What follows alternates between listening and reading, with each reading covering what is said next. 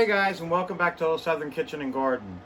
Dale has an event at work going on where they're going to be serving gumbo to the public just to get people to come in and buy more stuff. But what I'm going to do for him today is we're going to make a chicken and sausage gumbo. Now this is an actual gumbo that anyone can make. I'm going to give a few steps so that even if you're scared of making a roux or getting everything together, this will be a simple, foolproof way. So the first thing you're going to want to do is take a whole chicken or fryer. I just got this one at a big box store. And in this pot, I have 8 quarts of hot water. Now what you're going to want to do is boil this chicken for an hour. What that's going to do is completely cook the chicken so that you can cool it off, and later you'll be able to debone it and put it back in. You could use chicken pieces, use any kind of chicken that you like in this recipe. Mom and Dad, the way they've always made it when we were younger was with chunks of chicken. But since he's serving this to the public, I'm going to make it easier for service with boneless chicken and sausage. So I have this on, it's on high. I'm going to let it boil for 1 hour, and then we're going to come back and I'll show you the rest of the process. Okay guys, the chicken's been cooking for an hour, which means it is totally cooked. So what I want to do is remove it from the pan. The reason I wanted it totally cooked and I wanted a bone-in chicken is because you'll get a beautiful broth in your pot, which will be the base for your gumbo. So I'm going to take this and put it in the fridge, and then we're going to add the rest of the seasonings in. Let me move this out of the way. Now to start off, you want onions, peppers, and celery, which is basically the Trinity in Louisiana. And I have a whole onion, 1 bell pepper, and 4 stalks of celery. All chopped up. That's what you're going to put in first. And then I'm going to add some seasoning to it.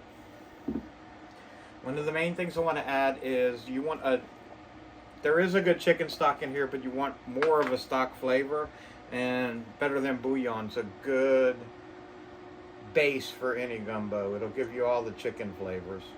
So I'm going to add actually this entire jar because I have a big pot of gumbo going. We'll stir that around.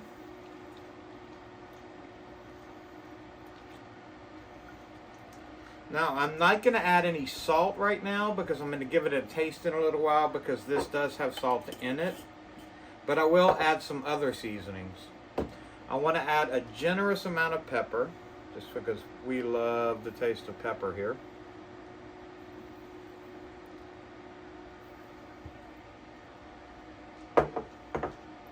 And in this little cup, I have 2 tablespoons of garlic powder, 2 tablespoons of Tony seasoning, half a teaspoon of cayenne pepper, and you can remember, once you taste this later, you can adjust the flavor and may end up adding more of all of it.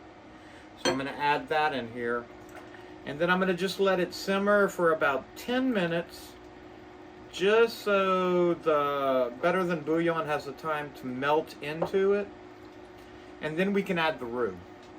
And like I said, I'm doing this video for people who do not make a roux, who are scared to make a roux.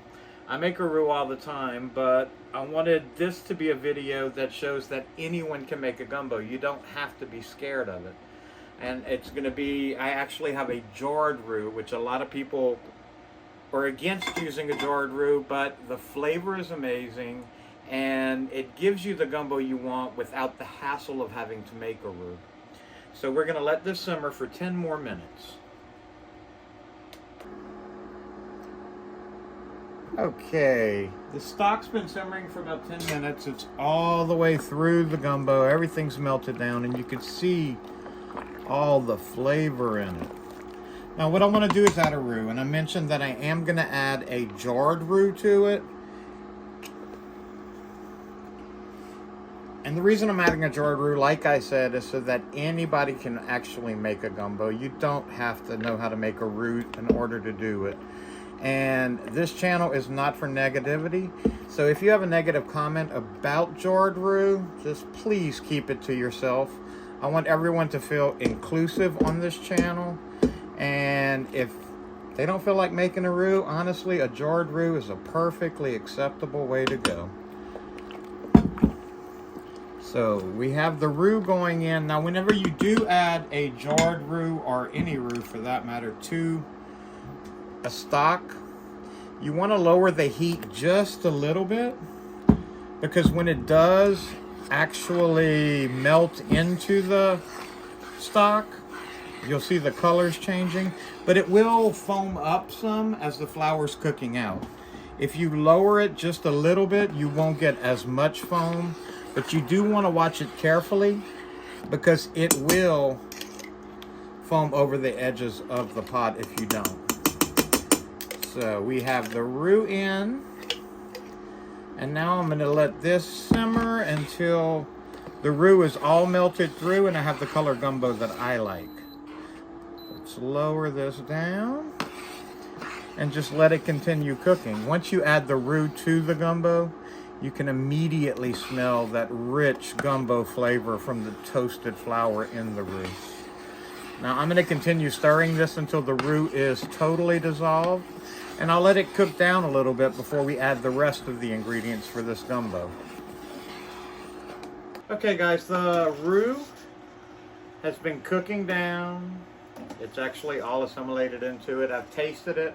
Seasoning's perfect for my taste. Excuse me. So now I'm going to add the sausage in.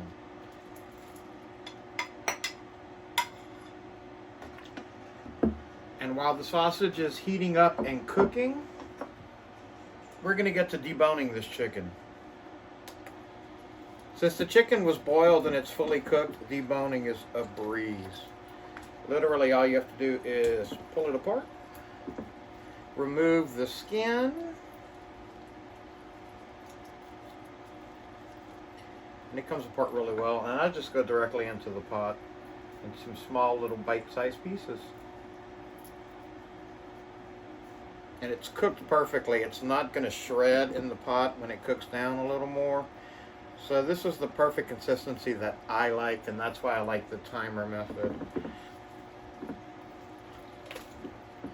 As you can see, it's cooked throughout, and all of it comes off very easily.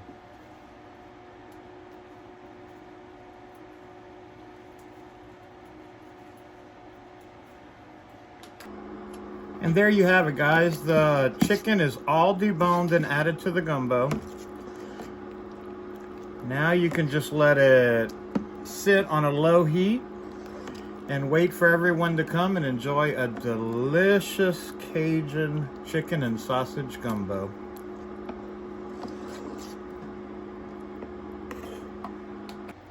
Thanks for stopping by today, guys. I hope you give this recipe a try. It's a really quick and easy recipe.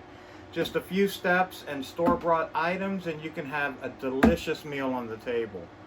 As always, if you do try the recipe, please leave a comment and let us know how you liked it, and also if you've made gumbos before, what flavor combinations have you used? Thanks for coming by, and I hope to see you again soon.